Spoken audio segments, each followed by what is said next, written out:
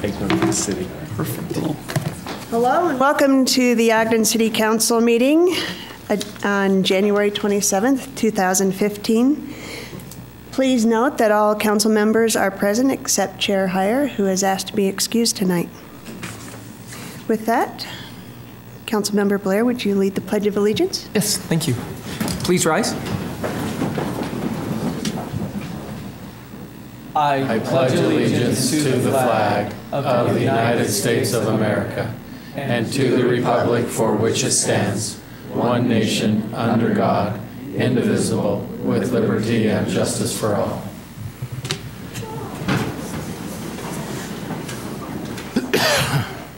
Thank you, and we're going to enjoy a moment of silence, please.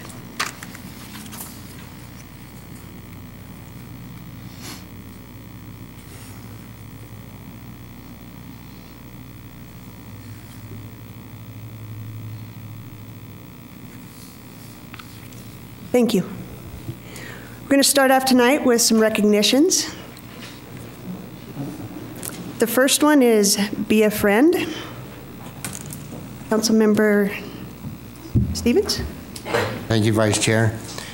A joint resolution of the Ogden City Council, Mayor, and Ogden School District, recognizing the Be a Friend program for serving as an invaluable resource to Ogden School District's junior high and high school students. Whereas the junior high and high school students are often subject to life challenges that can be overwhelming and sometimes impossible to handle alone. Many circumstances, including unhealthy reactions with family or peers, can create an environment where the well-being and safety of these students may be at risk. And whereas almost 30% of the students in the U.S. from grades 6th through 10th have either been a bully or a victim of bullying, and about half of the high school students acknowledge having bullied other students in the past year. In addition, Utah ranks 5th nationally for youth suicides, with suicides being the second leading cause of death for youth ages 10 through 17. And whereas the Ogden Police Department is working in conjunction with the Ogden School District to provide the Be a Friend program. This program is intended to allow students to anonymously report to school administrators and resource officers any threats, bullying, suicide concerns, weapons, vandalism, and abuse or harm. And whereas the program provides a convenient and a safe tool for the students to receive the much-needed help to address these concerns. Students can simply send a text message to the police department, and then the department works closely with the school principal, counselor, school resource officer to address the existing concerns. Now therefore, be it resolved that Ogden City Council, Mayor Mike P. Caldwell, and the Ogden School District proudly recognizes the Be a Friend program for providing junior high and high school students with an invaluable resource to communicate and address concerns during difficult circumstances that may encounter. We appreciate the substantial efforts of the Ogden Police Department and the Ogden School District administrators, teachers, and staff to provide this program and create a safe environment for the children in the Ogden community. Adopted and passed this 27th day of January 2015. And with that, I make a motion that we accept this resolution. Second. With that, we have a motion from Councilmember Stevens and a second from Councilmember Garner. This is a voice vote. All in favor? Aye. Any opposed? Vice Chair, even though this it was indicated to the junior high and high school students, I think it applies to all students, whether in the Ogden or Weber County school districts. as a vehicle by which they can address this type of a situation. I would just like to thank Amy Sue and our council staff, and also Ogden City School District, and even our police department for giving our students a vehicle by which they can address this situation. And I appreciate all that it is. And I'd also would encourage other communities to go ahead and do the same resolution that we did this evening. It's just as important in there, and it's a testimony to me that Ogden City is again setting the example on the plateau by which we want to provide that type of quality of life here in our community. And we want to provide a safe environment for those students who are attending our education and to receive that type of education that will benefit them in later years. And we want to thank John Harvey for his efforts with helping the school district, and Joyce Wilson. And Joyce, we'd like you to come up at this time and receive this proclamation. And I also thank Chris Zimmerman. Our superintendent's here too, so we'll have him come up. Her, Sandy, our new superintendent.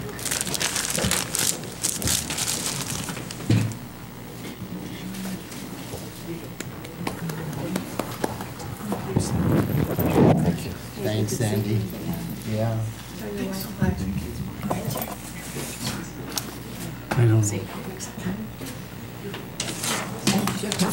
Tim ought to come up too. We're going to take this as a photo opportunity real quick right here. That might make it look better. Chris Zimmerman was also a big part of this. Thanks, buddy. Thanks, Joe. Thank you, Chris. Appreciate it.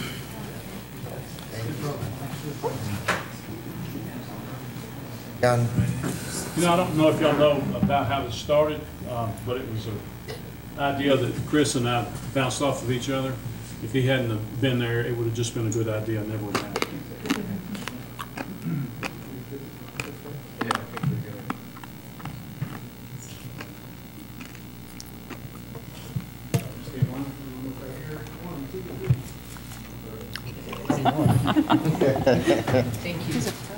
You guys want to say anything? Or?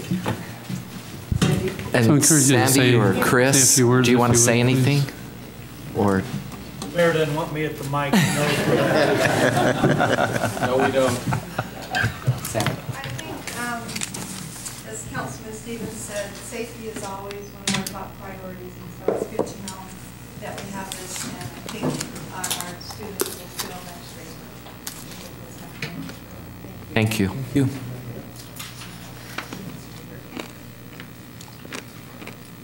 So, next on our list is the Ogden High Mountain Bike Team. And Councilmember Blair. Yes, thank you. This is Joint Resolution 2015-6, recognizing the Ogden High Mountain Bike Team for its exceptional performance at state. Whereas, the Ogden High Mountain Bike Team has shined on and off the trails during the 3 years the Utah High School Cycling League has been in existence, taking state in Division II in 2012 and 2014, and placing 5th in Division I in 2013. During the 2014 season, the team took first place at every race. And whereas members of the Ogden High Mountain Bike Team also excel academically, many are completing college-level coursework through the International Baccalaureate and Advanced Placement programs. They maintain a high academic standard while devoting many hours every week to practice and competition. And whereas Ogden High cyclists are actively engaged in the community, the team mentors 7th and 8th grade cyclists in the Junior High League. They learn the value of role modeling from their 6 volunteer coaches: Heather Williams, Sean Mathewson, Zan Treasure, Greg Scothern, Paul Heiner, and Brooke Dominguez. Cyclists fund their sport by engaging with the community through fundraising efforts and local business sponsorships. And whereas the Ogden High Mountain Bike Team consists of the following talented student athletes: Zach Colton, Jackson Bick, Austin Gottfredson, Aiden Houghton, Jake Mathewson, Sophie Scothern, Ben Callister, Ethan DeHolst, Ethan Heiner, Kate Hughes, Sky McBride, Nick Walwork, Ike Burton, Max Egan, Dawson Hoxer, Michael Hughes, Riley Pierce. And whereas mountain biking is one of the fastest growing sports in the world with increased prominence in Utah, the Utah High School Cycling League was the largest first-year league in 2002 and the fastest growing league in 2013.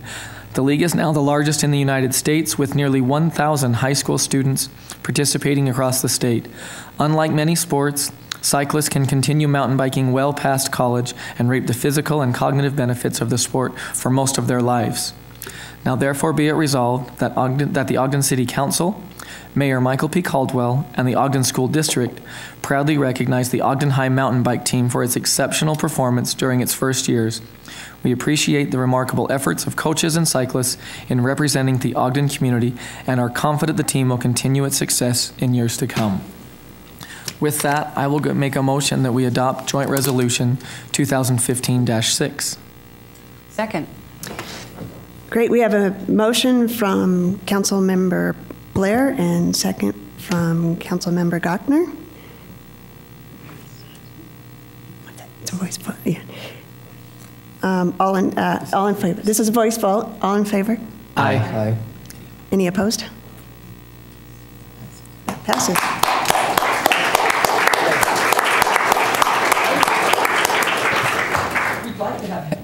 Coach Heather Williams, Ogden High Mountain Bike Team volunteer head coach, come forward and accept this.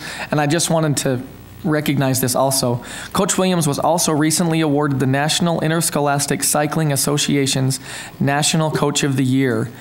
This is the highest honor an NICA coach can receive and is awarded to only one coach out of several hundred nationwide each year. So it's truly an honor to have you with us and coaching our students. So thank you.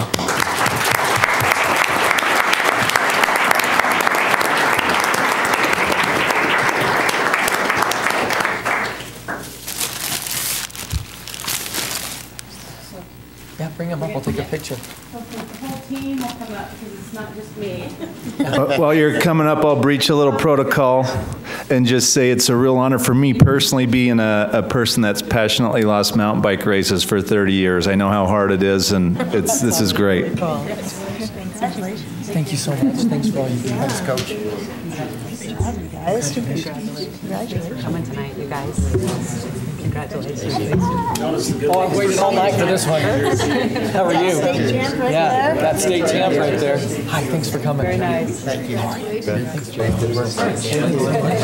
Thanks for Like, yeah. Job, guys. Yep, great job. Good job, guys. Thanks so much. Yes, thanks. Oh, Go, look at this. yeah. You're like a judge. No one can see your pants from up here. You could have had Bermuda shorts on. So you must be Bob's son. I am. Yeah, Bob. Thank you. Hey, Greg, how are you? Thanks, guys. That's awesome. Thanks, Greg. That's awesome. Thank you. Photo ops. Bring them this way. You didn't bring a bike for us to Come sit this on? way, guys. We'll scoot back over this way. There you go. All the time. You must be Bob's daughter, because Yeah. my dad's a Bob. Yeah. like a hot shirt. Oh, you look just like him. I think. Do I? Did you notice that? I know, those are cool shirts. Can you see this lady? Front, Coach of the Year. We're good. Kate and I are good. Go Tigers. You ready? One, Always. 2, 3. One more. 1, 2, 3. Yeah. Yeah. Good job, you guys.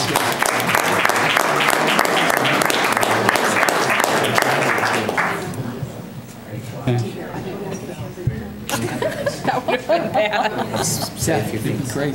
Say something.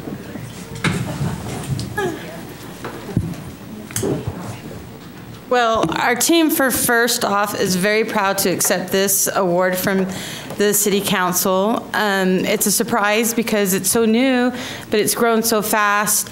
And I am extremely proud of our team. They work very hard at their schoolwork, number one, and then on the bike to get better each and every year. And I think they've inspired a lot of us coaches throughout the season, just in their good attitude and the way they carry themselves throughout the season and their good sportsmanship, number one. It's one of the few sports that I've coached for a very long time in the Ogden School District, and it's one of the few sports I go to where you never see anybody booing another member.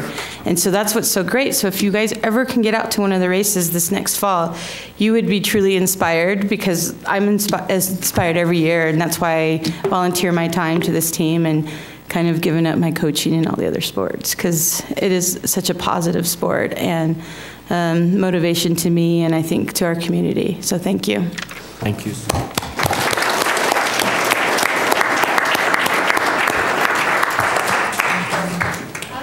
I'm just curious how you get this to be the state champion and get that cool jersey. This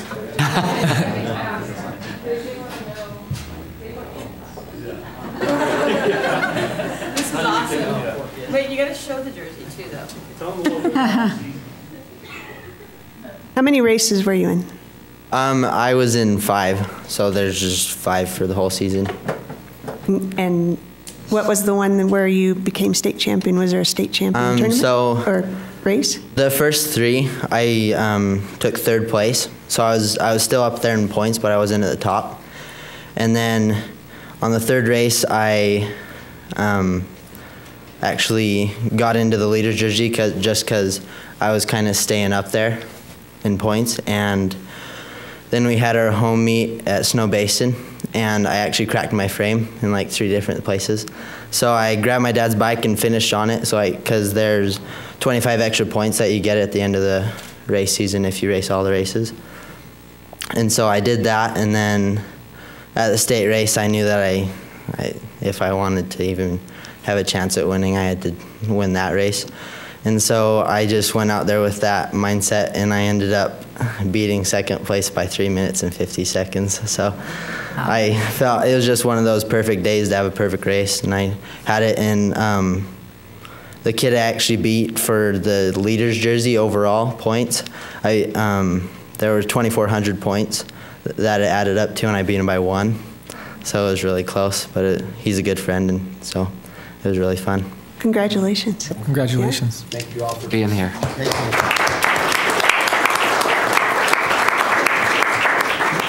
Madam Chair, before you proceed. Yes.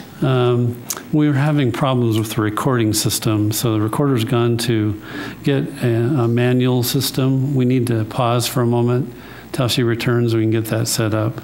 Can we take a short break? Yeah. Can we do some more bike racing? Anybody want to?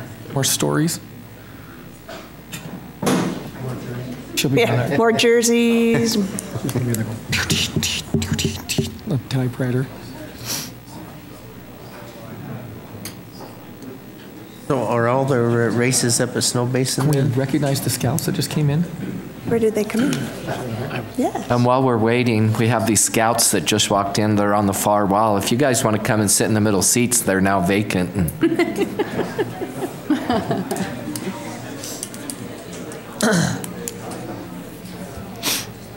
Yes, so the races are, from what I understand, all over the state. Snow Basin, St. George, I don't know what, Park City. Soldier Hollow. Yeah, Soldier's Hollow. That's a big one. I'm wondering if any of them can beat the mayor in a race. I've ridden with that group, and they are fast. And the state champ really was a state champion. Those races were super close, and they have over 1,000 people. You can't believe the volume of people that come, and the parents that get excited. It's not just mountain bike racing. Used to be you showed up, did your race, you finished, and then put your bike on your car and went home. Everybody stays the entire time. Word ceremony is at the very end, and the coaches put in just volumes of time in this. It's a really impressive program. I've come across some of them on the trail. Yeah. I can't keep up.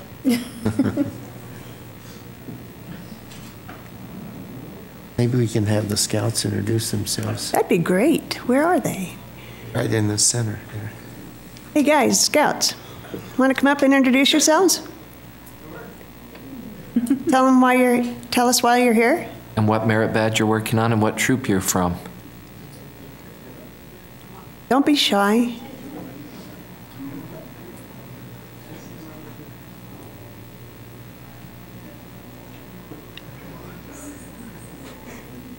We're going to have you all come so you can all. Yeah, all of you at the same time. There's no sense pointing fingers. You're all going to come up here. Come on up, guys. Tracy, are we ready? Okay.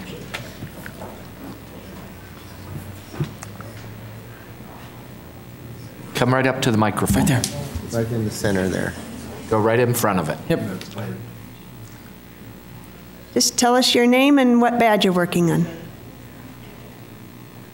My name is Camden Anderson, and we are here to take notes on this council meeting.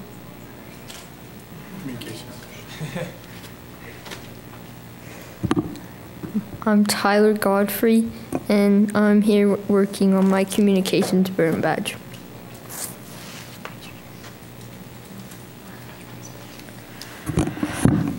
I'm Richard Humphreys, and I'm here to take notes to earn my communication merit badge. My name is Hunter Gilbertson, and I'm here to take notes on this council meeting as well. My name is Ty Escobar, and I'm here to take notes on the council meeting.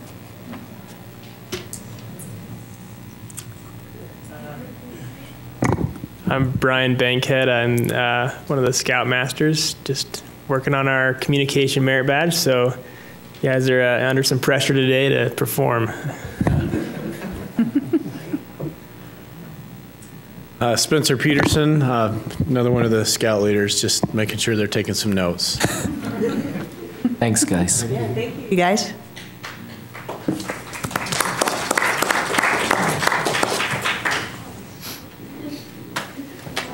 Ready now? So next on our list for recognitions is Idle Free Week, and Councilmember Gott. Thank you. This is a joint proclamation of the Ogden City Council and Mayor proclaiming February 8th through the 15th as Idle Free Week in Ogden City. Whereas the Ogden City Council and Mayor Caldwell recognize the importance of maintaining clean air because this contributes to our quality of life and promotes the health, safety, and well-being of our community. And whereas vehicle emissions are a significant contributor to air pollution and release harmful pollutants into the air, which cause asthma and other respiratory diseases. One easy way to help mitigate poor air quality is to reduce unnecessary idling and driving. And whereas there are many simple ways to reduce unnecessary idling, some of these include turning off a vehicle when going through a drive-through window and picking up and dropping off children at school, and choosing not to idle when warming up the car in the morning. And whereas vehicle emissions can also be reduced by planning travel ahead of time and using other transportation options. Taking the bus or train, walking, bicycling, and carpooling can all help to improve our air quality. And whereas those who reduce unnecessary idling and driving are able to save on fuel costs, conserve energy, get a little healthier, and provide a positive contribution to the overall health of our community. Now, therefore, the Ogden City Council and Mayor Michael P. Caldwell hereby proclaim February 8th through the 15th as Idle Free Week in Ogden City. We challenge residents, schools, businesses, council members, and community groups to join in this effort to reduce unnecessary idling and driving throughout this week and the entire year. And with that, I'll make a motion that we adopt this joint proclamation. I'll second it. We have a motion from Councilmember Gochner and second from Councilmember Wicks. This is a voice vote. All in favor? Aye. Be opposed? And, you know, I just want to make a quick comment. This is the third year that we've had this Idle Free Week, and there's definitely growing awareness in the community. Bank of Utah and Zions Bank both have turn the key, be idle free notices in their drive-up window areas. And Weber State has a new sign up in their parking lots that says turn your key, WSU is idle free. And you know, throughout those 3 years, we've had an amazing partnership with the health department that I think has really helped enhance the awareness of it. So thank you. And I'm not sure, is somebody from the health department here to accept?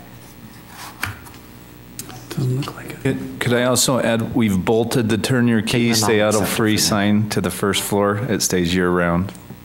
not just for the week. And I'll accept this on behalf of the Health Department, since I'm the chair of the Health Department this year. So thank you very much. Well, let me take the plastic off and give it to you. Picture? You want a picture? No. Yeah. And it can save your car from being stolen. Turn the key, be idle free. Exactly. Our officer's shaking his head yes in acknowledgement of that. So next on our agenda is the request to be on the agenda, and that is the Ogden City Arts and the presentation of the Sunset Report. Chair, we're going to start with Christy McBride. Christy is our events coordinator. We don't get her to this meeting very often, and it's a really good opportunity to say all of the events we had last year, she was a major part of that. She works very, very hard. We really appreciate her, and I just want to acknowledge what a resource and asset she is to Ogden City and to what happens here. Also, Ashley's here, who hangs out with her now, and Ashley's a lot of fun. And together they're a really good team. So we'll turn it over to you to introduce the arts. Thanks, Mark. My name is Christy McBride, Special Events and Arts Coordinator for Ogden City, and I just want to let everybody know that I've worked with the Ogden City Arts Committee for about 18 months now since I started, and it's been a pleasure to work with them entirely. Together we've learned a lot. It's definitely a learning curve for all of us, and we've accomplished many things, as you'll see in Terry's report over the last 3 years, what the committee has accomplished. I highly respect each one of the members. Each one of them is an expert in their field, and we are very lucky to have them represent us and guide us through the arts in Ogden. And I just want to introduce Terry Zinger, the co-chair of our committee this year, to do the Sunset Report, give you an idea of what we've been up to for 3 years and what our goals are for the next 3. And I would second Christy's hard work. She's been great to work with. It's really been a pleasure to have her join us. My name is Terry Zanger. I'm the co-chair of the Ogden City Arts Advisory Committee. Our current members are now Deja Mitchell, Dan Van Zeeben, Deborah Mueller, myself, Melissa Bamfo, Sheila Favero, Scott Patria, Brandy Bosworth, Wes Whitby, Sandy Havas, Brian Smith, Mike Palumbo, and Donna Loderhouse.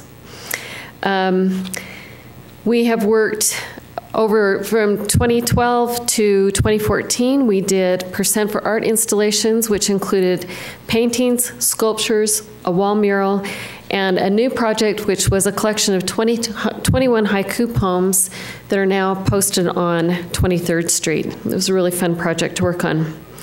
In our grants over the last 3 years, each year we have been able to grant $50,000 to various organizations for a total of $150,000 going out to arts in Ogden. In 2012, on our Mayor's Awards, we were able to award 8 recipients, 2013, 6 recipients, and 2014, 6 recipients also. We're excited for the next upcoming years of 2015 to 2017. We've got some really big goals that we're going to work on. One of the biggest ones is that we're going to try to create a master calendar for all the Arts Committee programs and functions. We're going to try to be a lot more active in the First Friday Arts Stroll, be more active in promoting and cross-promotion of arts events and activities. We want to complete our Ogden City Art Inventory and our Ogden City Art Master Plan. And just a plug for the inventory, the committee that's been working on that, we've actually been able to submit several pictures and descriptions of art into the West Staff, what would you call that? Artifacts. It's an online collection, but it's a national collection, and we are now the poster children for doing that because we've been the only ones to figure out how to download the pictures. So they love us. They talk about us all the time. So we're really proud of that, and we're almost done with that inventory now. We've only got about 3 more pieces to put on there. We're also working to establish subcommittees for each of the things for Percentage for Art, Arts Grants, First Friday Arts Stroll, Mayor's Awards in the Arts, Arts on the Town, arts master plan, and a public art inventory. And those subcommittees have been set, and they're working really, really well. So I think that's probably it. It's a quick way to sum up 3 years' worth of work. But on behalf of the CED and Ogden City Arts Committee, we recommend that the City Council adopt the proposed ordinance to extend the sunset provision for the Ogden City Arts Committee to continue through December 31st, 2017.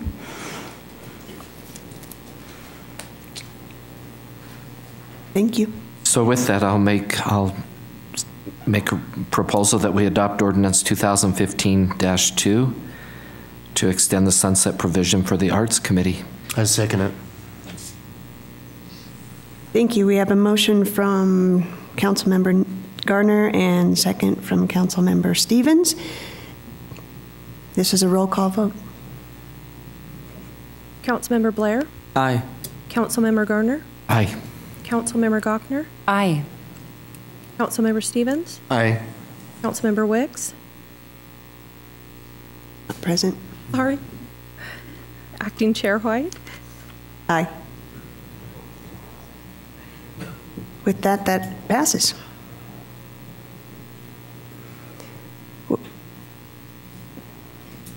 And Madam Chair, any comments from the council members? Thanks for their work, that kind of thing. The Arts Committee and everyone associated with, you're phenomenal. So thank you for all that you do to give us such a great vibe. I think they add a special spirit to ours and a standard for our community, and you really add a great deal to the citizens of Ogden. So we appreciate that.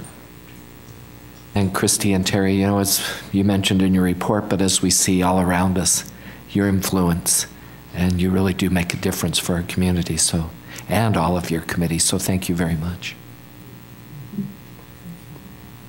Yeah, and I just want to say that, you know, when people come from out of town and walk down our streets and saw the haikus and the umbrella thingies on Kiesel, I think when they mention those things, they're unique, and I think that makes them continue to come back and want to be here. So thank you for all that.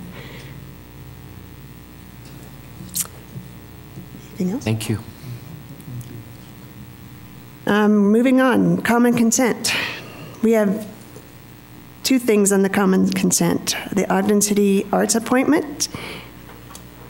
Can we do that one first? Nope. And cancellation of meetings. It's a group. Thanks. So I will go ahead and take a stab at this and make a motion that we adopt item A, the Ogden City Arts appointments, and amend item B, cancellation of meetings, to just be the cancellation of March 3rd. And I'll second that.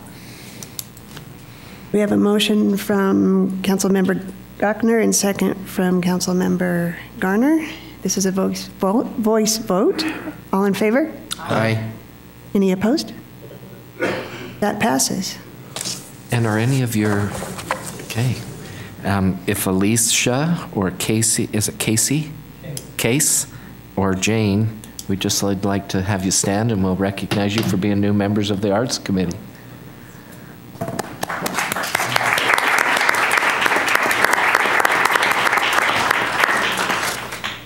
Thank you. Thank you. Item number 7, public hearings. We have the 2014 Water Conservation Plan. Kenton will be making you. the presentation. He dressed up special.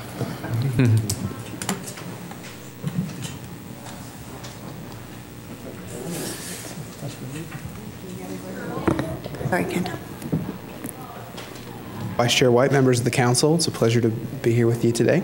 I represent the administration, Mayor and Caldwell, Mark Johnson. It's a pleasure to be here. I'm just going to go over our proposed 2014 Water Conservation Plan.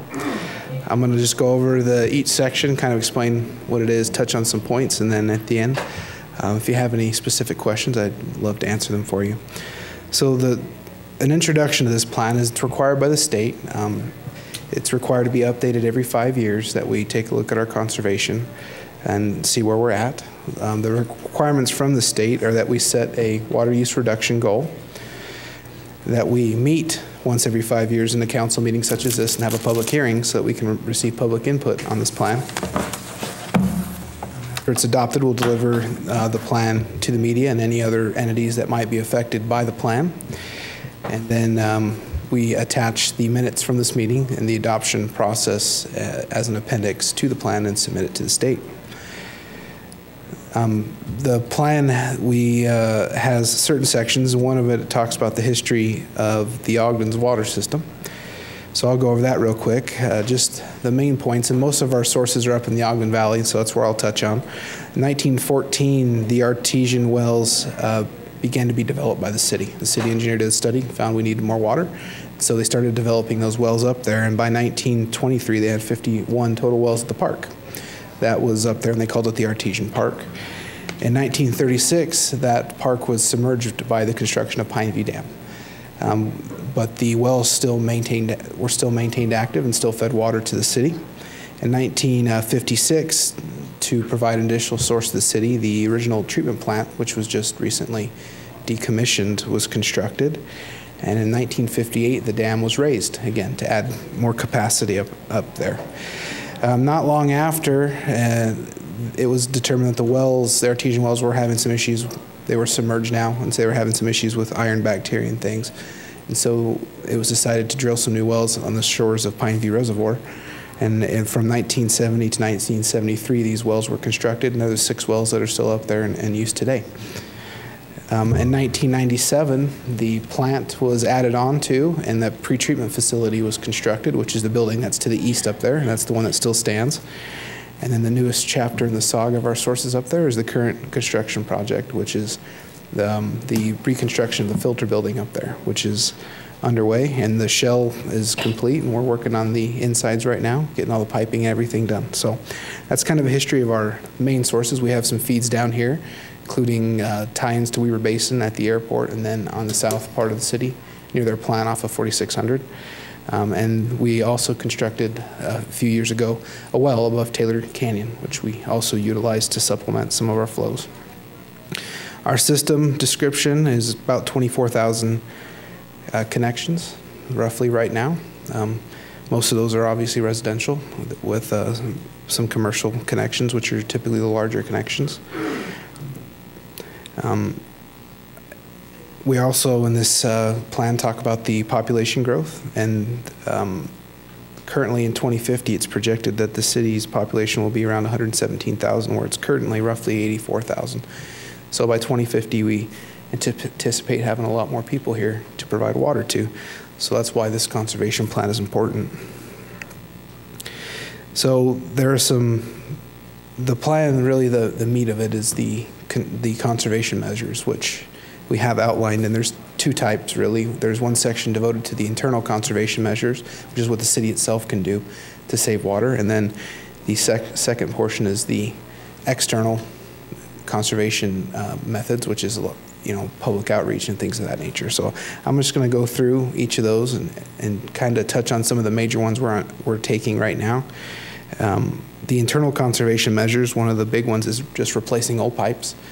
Leaks are a huge source of water loss throughout the city, throughout any city, but a city such as ours with old infrastructure, the pipe replacements have really helped, and we will continue to do that. We have a long list of pipes that need to be replaced, as evidenced by our leak monitoring efforts, which is we have staff on hand 24/7 to respond to leaks.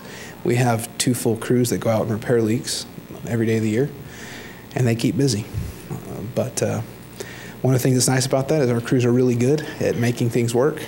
So we have a lot of talent in our team just because they've had to deal with old infrastructure. And it's great to see the city moving in a great direction and taking care of this infrastructure and all the upgrades we've had recently.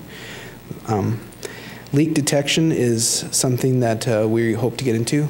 And that leak detection is really somebody comes through, connects to various appurtenances on the pipe, like a fire hydrant or meter, sends signals through the pipes, and they listen to it with some listening headphones, and they can actually pinpoint kind of where the leaks are at underground. And we've actually found that to be very useful. We used it in the canyon to ensure that water coming up was not one of our pipes, and so that was a relief that it was not. And it's something that we hope to get into more, just to be proactive in finding leaks. SCADA, which is basically, it's kind of how we can see our system remotely. It sends the signals on like flow data, pressures, how far a valve is open, and things of that nature. And we've made a lot of upgrades to that. And we will continue to do that because it gives us a lot of control to react to problems and then also to identify problems. And there's one area of the city that's the soil takes a lot of water, and it's actually up near where we recently constructed Taylor Canyon. And what we find is we don't see leaks that occur up there. What we notice is that our reservoir, we have a hard time filling it. So that's SCADA and leak detection working together. So when we have a hard time filling that reservoir and our pumps run a lot, we immediately send crews out there and we just walk around and try and find the leaks. And we end up typically having to actually hook up phones to the ground and try and listen to the pipes because we know there's a main leak, a big leak, but we can't find it. So these kind of efforts are ongoing. And our crews do a great job of being proactive and trying to not only find these leaks, but also stop them. PRV stations, which are pressure reducing valves, we've installed a lot of new ones with our bond projects, and then we have some planned. These new valves function better than old valves. They don't hammer the system quite as hard. And so these new PRVs we've installed have actually reduced our leaks in certain areas quite a bit because they work better. They're softer, they close slower, open slower. So PRVs are a big deal. And I've heard other cities at conferences talk about how important having well-maintained and newer PRVs are to preventing leaks. So that's something also that we target with our water conservation. The water rate structure, which we've adopted, encourages water conservation by the rates go up in certain tiers. The higher up you go and the more water you use. So that's something we're already doing.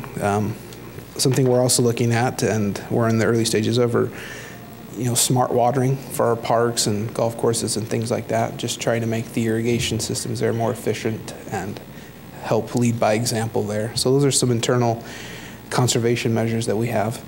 Externally, public information and education is a big deal.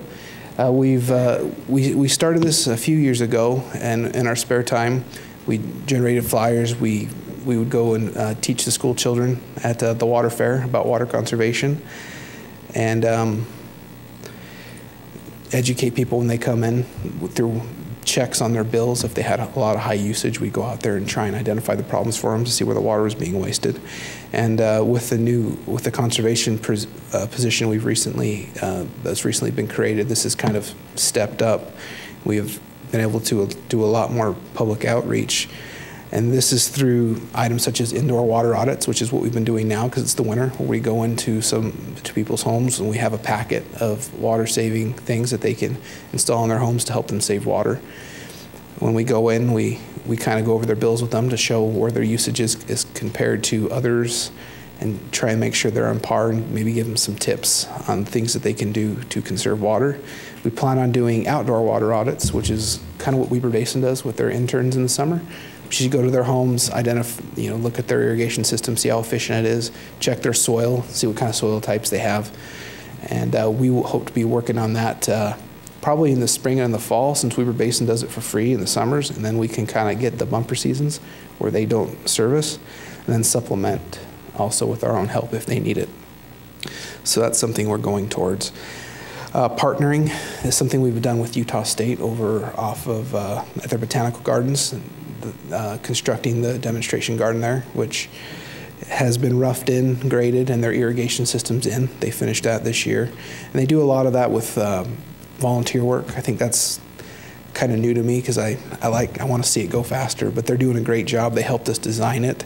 It looks really good, and they've been doing a lot of it with volunteer work, which is very efficient on funds and things of that nature. So I'm really grateful for Utah State for their help there. They've been great to work with. And then Weber Basin, we've been partnering with them, just getting tips from them. They do that for a living. That's kind of their that's kind of their baby, is conservation, their conservancy district. And so we've been learning from them. Our conservation coordinators go over there and train with their folks for a couple weeks when they first get on, learn how to do the audits and things of that nature, learn all the tools we have in our arsenal. So it's been really great to partner with them and work with them. We're working on a website that we've got a lot of the content down for this website for water conservation and our water quality, and we're still finalizing some other things that we hope to get on there for our customers. And as well as the website will have features that give better information on water outages and things like that, which is kind of something we're working on right now. And then there's a Drinking Water Week, which is actually May 3rd through the 9th. I think I was asked that last time. Drinking Water Week was May 3rd through the 9th, and the AWWA, the American Water Works Association, sponsors that. That's an organization that we stay close to because they pretty much set the standards for drinking water installation and maintenance throughout the country. So that's kind of some of the external conservation measures that we've been working on. Our water conservation goals, which is the next section of the study, the governor set a goal to reduce water consumption per capita by 25% by the year 2050. So that's about 5% every 5 years. So we've kind of followed their lead there in that and tried to, and we've made that our goal. We've noticed these last 3 years, and I can kind of give you a report on our usage, and some of this has to do with variation in weather, obviously. But from 2012 to 2013, we decreased the water we produced by about almost 5%, 4.8%. So that was a big decrease in how much water we had to produce. And then from 2013 to 2014, we decreased our water production by 6%. So that was another large decrease. Now, 2014 was a pretty wet summer, so I think that accounts for some of it. But the conversation on water conservation has kind of become more prevalent. I hear it all the time. Obviously, that's big part of my job. So when I'm out in public, I hear a lot more about water conservation. I think the big droughts in California where towns were running out of water, I hear about that. And I think that's brought this to the attention of a lot of folks. So I think now is a great time to further these programs because you have public interest in it.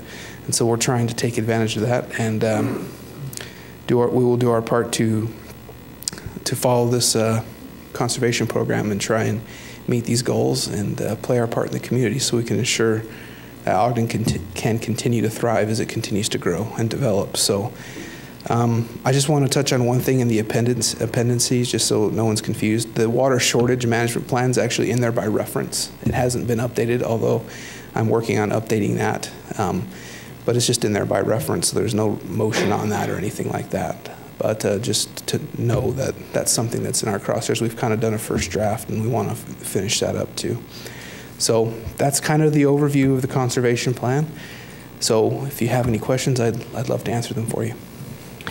Maybe just one public service type thing. Can you just touch briefly on how a citizen can participate with you on doing audits? Yeah, they can call our office at 801-629-8321, and we'll make an appointment. Right now, we're kind of in between coordinators, so we've been taking a list. We've done I think we did about 50 this month. So it's been really well received. We'll get them on a list until we can get our new conservation coordinator up to speed, and then we'll start again going out on those. So they just call our office, ask for our, say what they need, and we'll take care of them. I give them they could email our office as well. They can go on the website and find that, and we'll make sure they get taken care of. So. Great service, thank you.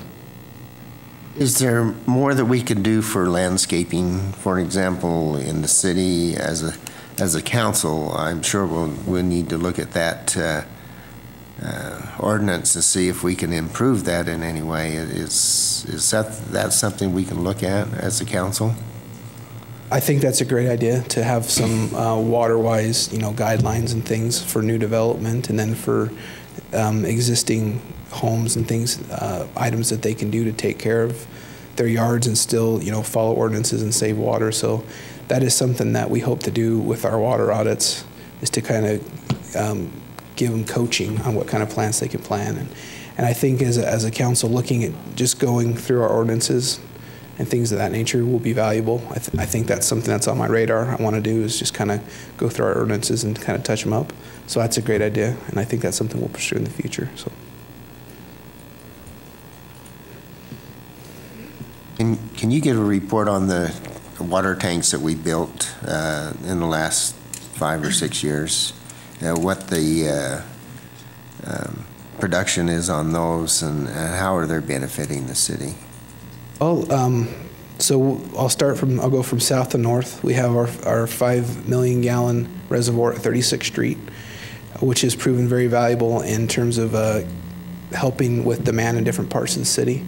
It's helped give us 2 feeds for if we have issues in other parts of the city, like with lines, transmission lines, and things of that nature. You have those 2 sources of water. So that's a 5 million gallon tank, and it's worked great. The pump station that we constructed nearby has also proved helpful in moving water. Currently, we move water from south to north. We've been doing that for a while now to try and take advantage of some of our water rights in the south. So those 2 projects have been utilized very well. We constructed a new tank at Taylor Canyon, which was about 350,000 gallons, a smaller tank, but it serves an area in the foothills that had previously had very poor pressure. And so that tank has boosted pressure to those residents. We pump into it and feed it largely through the Taylor Canyon well, which is constructed at the same time. So that tank has been functioning well. It's given those residents up there much better pressure. And so I know they really like it.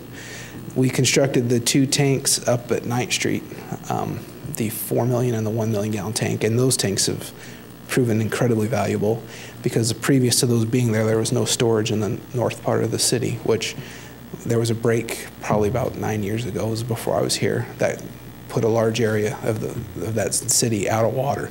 And those tanks, we've relied heavily upon them through our projects in the canyon and through other outages. We didn't used to have the luxury of relying upon those, and so now we do. So that redundancy is great, and those tanks have paid for themselves.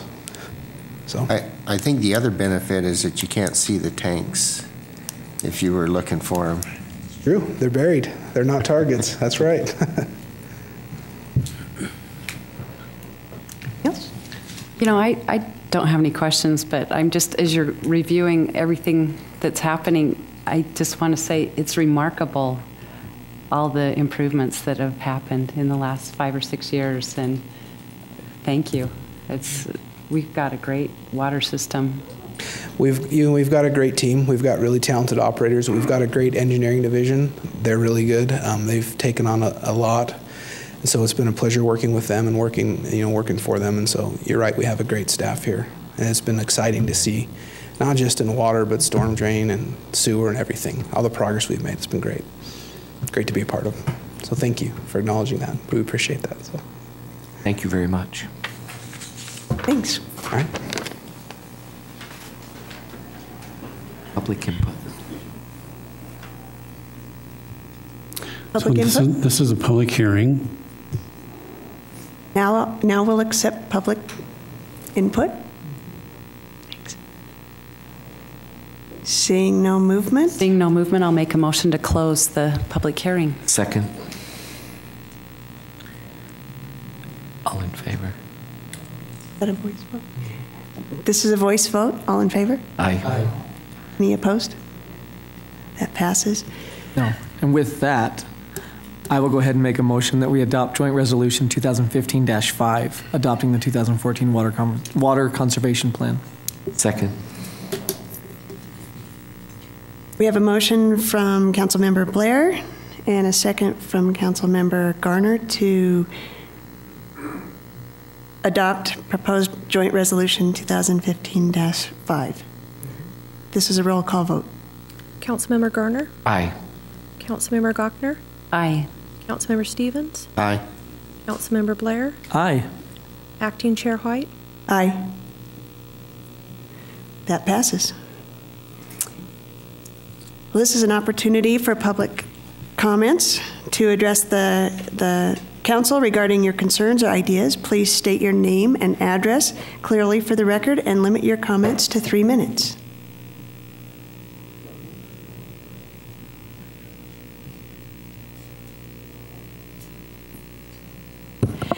Sylvia Salisbury. I live at 655 14th Street here in Ogden. I have been regularly attending the county commission meetings on Tuesday morning, and just this month they started the practice of opening their meetings with a prayer. And I would like to invite you to follow their lead.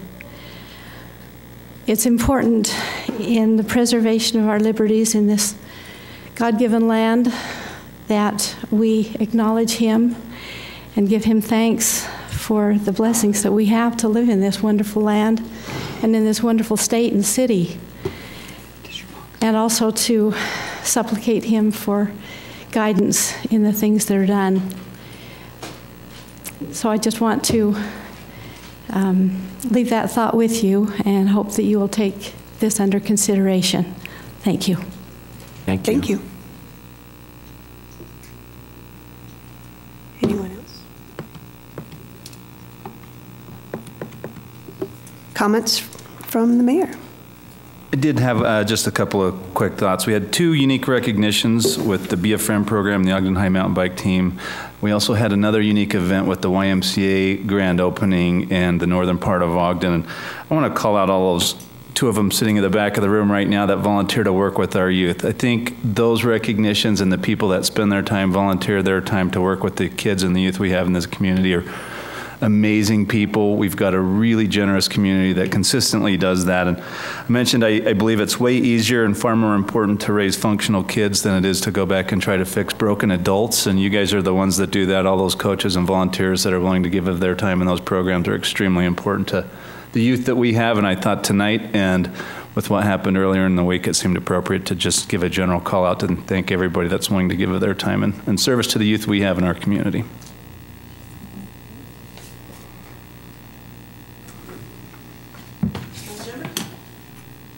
I'd like to add on what the mayor said. That was a great event with the YMCA, and as they outlined their program, they're heavily involved with the Ogden School District. They not only have a program at Lincoln Elementary, but they have one at, they're planning one for D and Gramercy and Madison, and their after-school program is heavily involved, and that assists us with what we did this evening with the Good Friend program, and that's going to be an element by which we can draw strengths from and resources from. Thank you. I just wanted to give a shout out for the Sundance Film Festival that's in town this week. And, you know, our Egyptian Theater is one of the best venues in that's offered, and it brings a lot of excitement and a lot of out-of-towners. So, thank you. Seems there's no further comments. I'll make a motion that we adjourn. Second. All in favor? Aye. Aye. Any opposed? A reminder. This is a reminder, a city council work session will be held immediately following the city council meeting in the council workroom. The purpose of the work session includes presentations and discussion regarding proposal to create the Business Exchange Industrial Zone and the Business Exchange Historical Zone.